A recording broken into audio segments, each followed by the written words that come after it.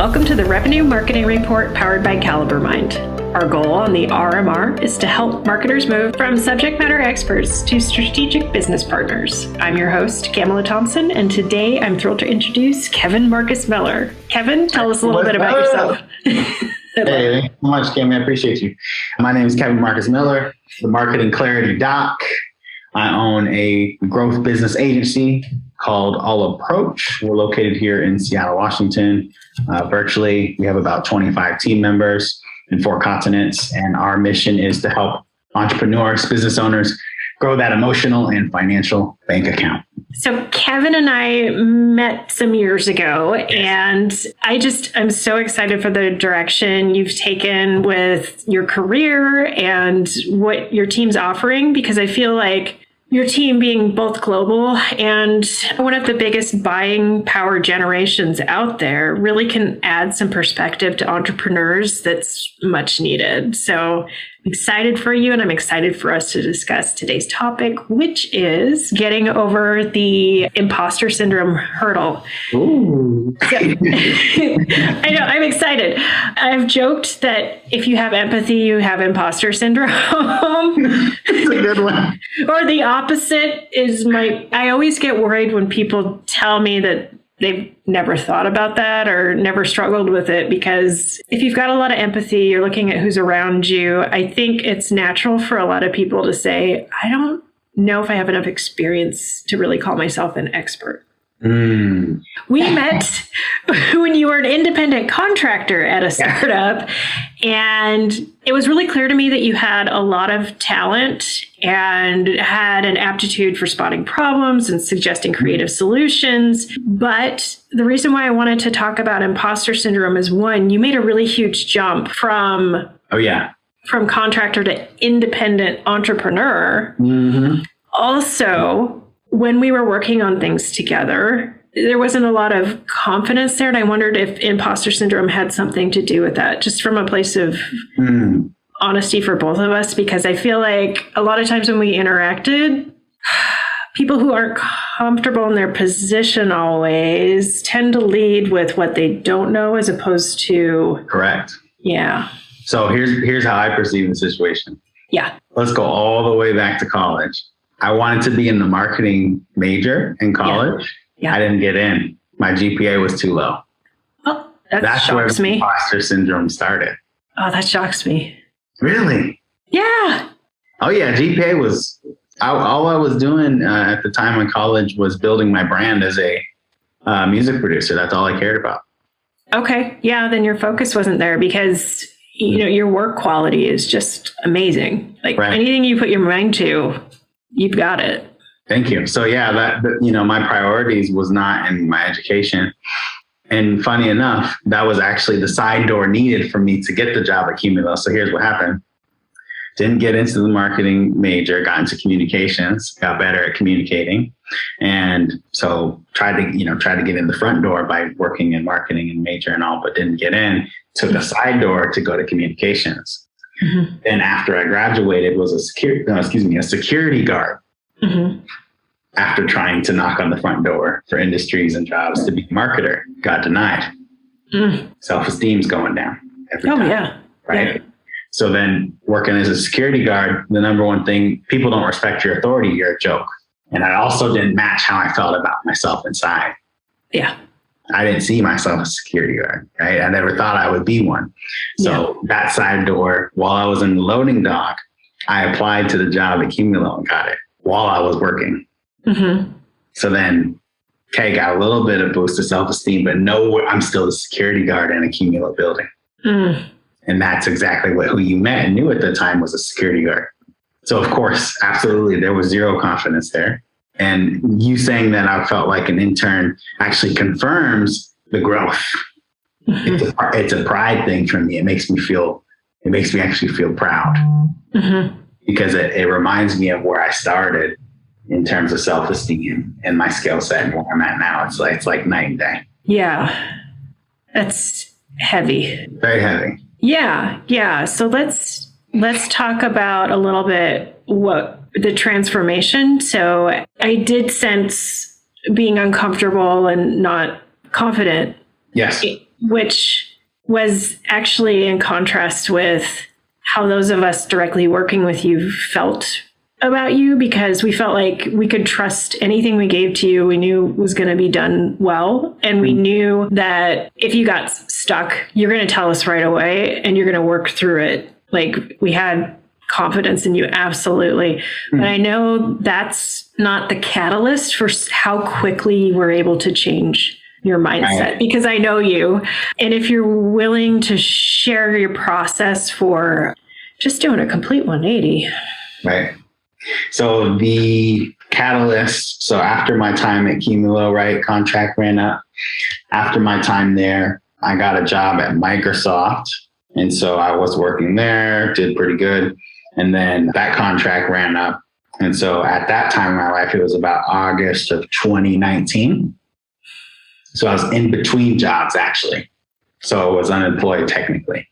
Still security guard in my mindset, really. I got some more skills, but even when I was at Microsoft on that first gig, I was still operating on that same frequency. Mm-hmm.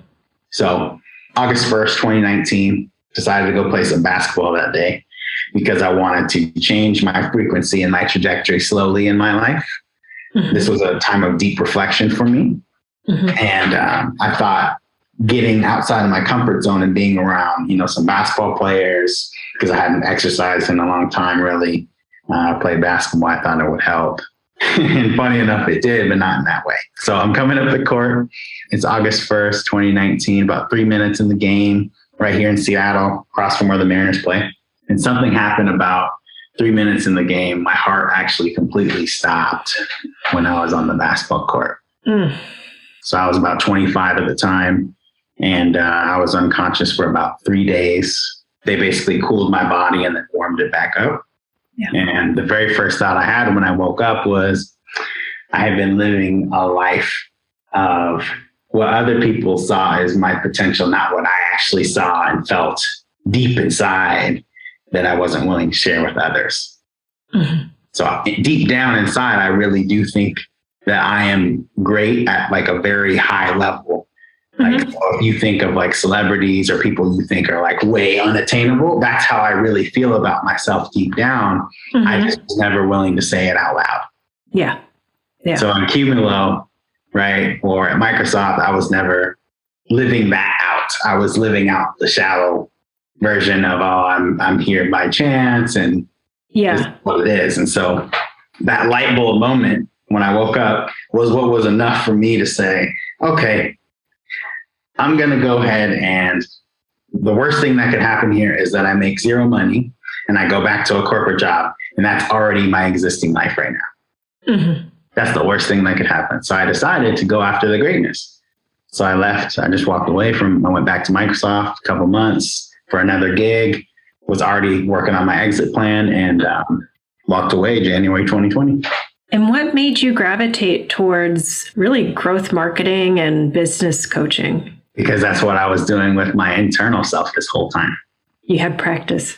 Had practice on me. Exactly. Yeah. Exactly. So I was just a manifestation of what I had done with my internal demons, internal whatever you want to call it. So it's just that, and then helping others do the same.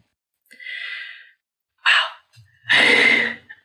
So I think I need a second to just let it all sink in. It's huge. I think there are some parallels probably for some people who are listening who they're calling it the Great Resignation right now, because we've had this global event that's been pretty traumatic. I mean, I wouldn't put it at the level of your story at all, because that's for a 25-year-old to face that is just, it completely forces you to redefine your future, like what you can, what you want to do, what you should be doing. Really just it forces a reckoning. And I think to a much lesser extent, a lot of us going through the pandemic are reevaluating what's important to us, what we want to prioritize, and what we want to do. For those who are on the cusp of deciding, do I take a risk and do the thing I've always wanted to do, or go out on my own and start a consultancy?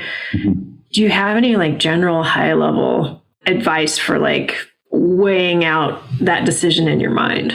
For sure. First of all, what's weird is even when I tell that story, it still doesn't feel like my story. Do you not remember a lot of it? I don't remember any of it. So it's all been told to me. So it's like a pastime, right? Because I didn't live it. I wasn't actually awake. Yeah. So that's really, just want to say that. And then the second thing is, I think we need to look at ourselves that way in order to make the decision that's best for us. Yeah. So looking at it from a bird's eye view instead of you're in the situation, that's going to help you get the clarity you're looking for, because that's why I can do this for my clients, is because I'm not them. Yeah. I can say, oh yeah, no, your price is too low, or oh no, that offer is not going to work because there's no market for it. Yeah. Right. So if we can just for a second have some kind of catalyst to get out of ourselves for a little bit and then look at the situation with that lens, you'll be able to make the right decision. Yeah. I think it just illustrates that mindset is such a huge part of all of this. And we are our own worst narrators. We're just too close. Yeah. And we just, like, how when you're hanging out with friends and they're complaining about something and you're like, oh, easy, this is what's going on. If it was happening to us at the same time, no ability to be able to make that parallel.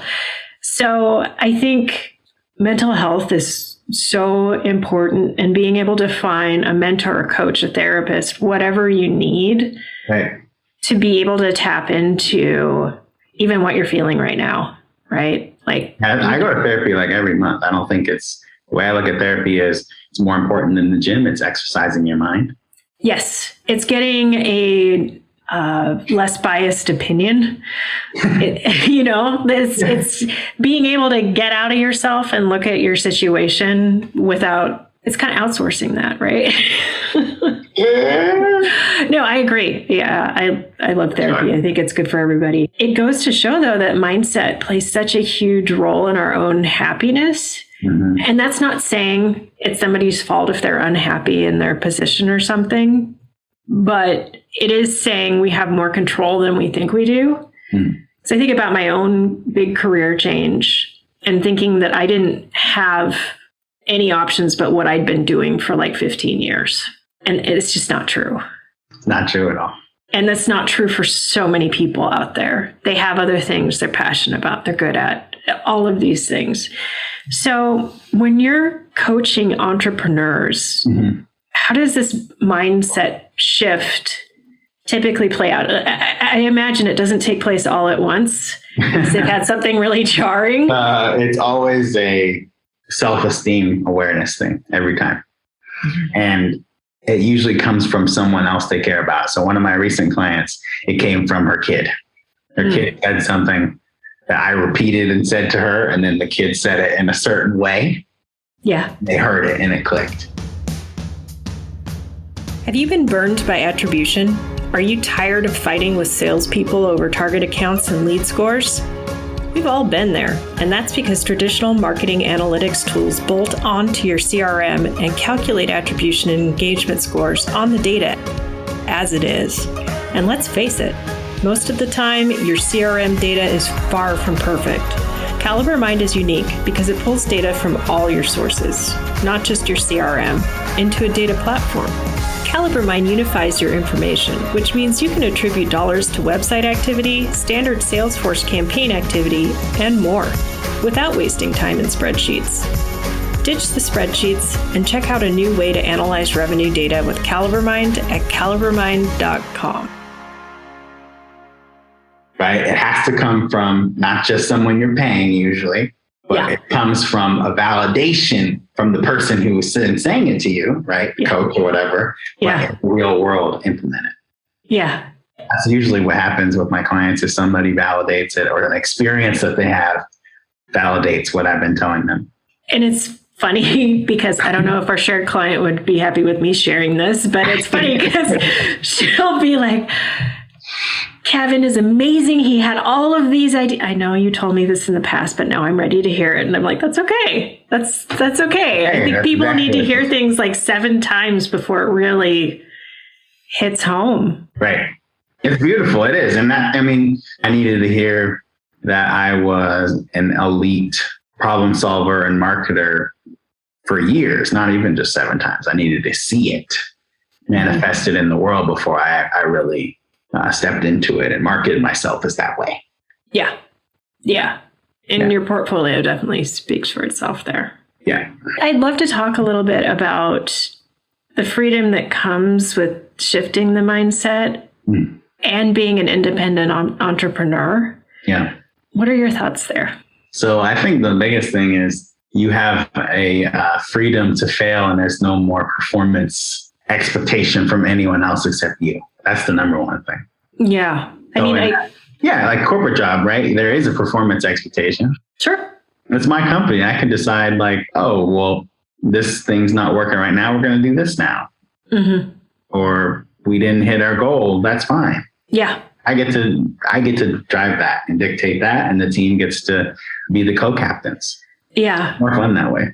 It's way more fun that way because there's really not any pressure. Yeah. I'm just thinking back to like middle school, actually. I know this is kind of out of left field, but I'm thinking like middle school age, our whole purpose is to figure out how to fit in with everybody from an evolutionary standpoint and psychological standpoint.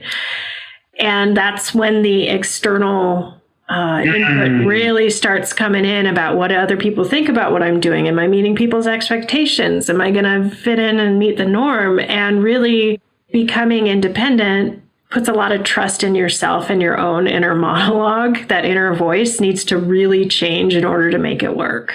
Right. Oh, I love that. That inner child, that inner voice is definitely a guide of ours that we neglect and other people dump dirt on for so many years. And by the time we clear the dirt away, we realize what was there the whole time. Yeah, I think the term is negative self-talk. Yes. If you really think about it, you think about whose voice you're hearing, it's not your own. Like it's things you've heard from other people, like you said, being parroted back. Oh, yeah. Yeah, because like one of the biggest negative self-talks in my life came from how people looked at me when I was a security guard. So it wasn't that they were saying anything, it was their nonverbals were saying everything I needed to know. Yeah.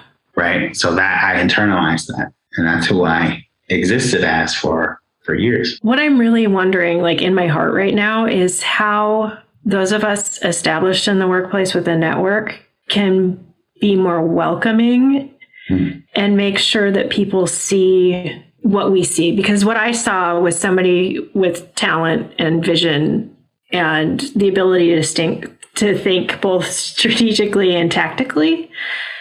How could I have made that Kevin more comfortable? You can enough. That's just the truth.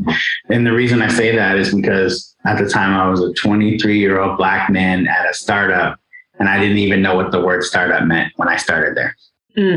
There was no way for me to be comfortable. The whole thing was uncomfortable. Yeah. To this day, though, favorite job I ever had. I still talk to people from there.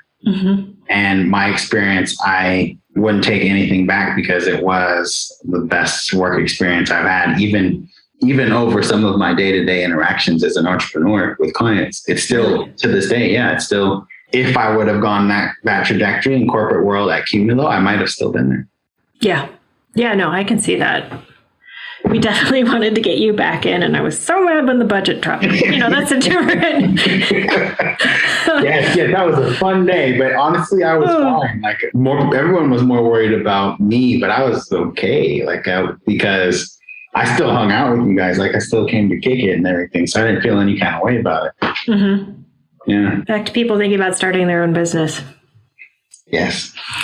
It's a scary time to do that. I actually started my own business like a month before the pandemic hit. It was very scary. What are the reasons this isn't a bad time to start a business?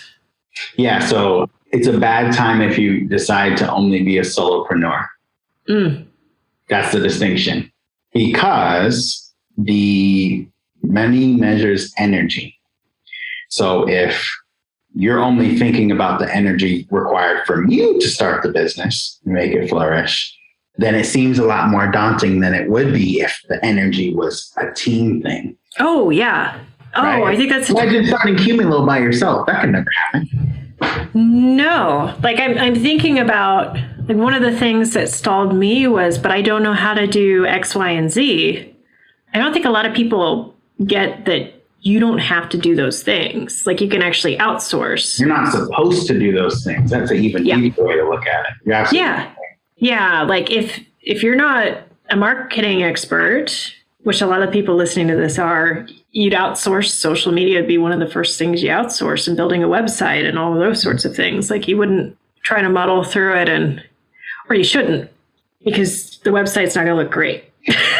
Shouldn't, absolutely. And in the very beginning, I mean, one of the websites that is commented on every single week as excellent and people want to work with us because of it and all these things is a site that I did before I had any budget to hire anybody. Mm-hmm. And in my personal opinion, it's one of our worst websites. Well, it also shows that delegating can be really scary for some people. I'm not saying that for you, because it sounds like you're kind of relieved to get that off your plate.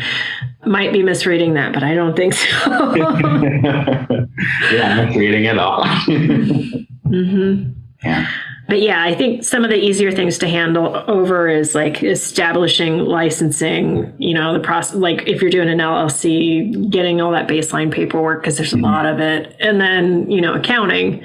I think a lot of people have some, like, once they get over the imposter syndrome and make the decision, it can be really hard to decide what you do and don't do. How do you help people kind of work through that? Yeah, we actually put it down in a daily routine on what the most revenue generating tasks are for your business, things that move the needle. So you stick to these things and then ignore everything else and put those on the back burner instead of putting the important things on the back burner. And the most important thing most entrepreneurs, when they start their business, they put on the back burner is proper lead generation. Oh, yeah. Oh, I'll get to it. I'll just get referrals. Oh, I'll do this. I'll just send to myself. You would not believe the thought process people. It's like you got to think about it. Getting leads into your business is the equivalent of having oxygen to your brain. Mm-hmm. You don't even think about that. It's just something that we neglect as humans, right? Mm-hmm. But in your business, you have to start that process. Yeah. Speaking of being your own worst narrator, knowing where to focus can be a problem too. Like, I remember when I first started my business, it didn't occur to me initially that I actually had a really rich network to tap into. Like, it took me a minute, and that's embarrassing. But like, having an external perspective, a coach you can turn to, totally critical. For sure. Commitment. Coaches are for making you commit. Mm-hmm. Right? Because a lot of these answers, someone else could give them to you, or you could have an epiphany and they come, but it doesn't mean you're going to act on them. Well, I also think that there's an additional sense of responsibility if you communicate it to somebody else. Yep. Like, if you have goals in your head, it's not a big deal if you don't hit them, right? Yeah. 100%. Love it. So for people thinking about going off on their own, where can they find you online? Yeah, I'd love to connect with y'all. You feel free to check out our website, allapproach.com. We're a business growth agency. So we look at your business from a holistic point, not just, hey, let's get you some more leads. We're really thinking about, is your offer good? What's the strategy? Let's implement the strategy. Let's consult you along the way. Yeah, and I know you really dig in and figure out strengths and weaknesses and make recommendations around there. So that's really powerful. For those of you looking for more great content like this, check out Calibermind.com.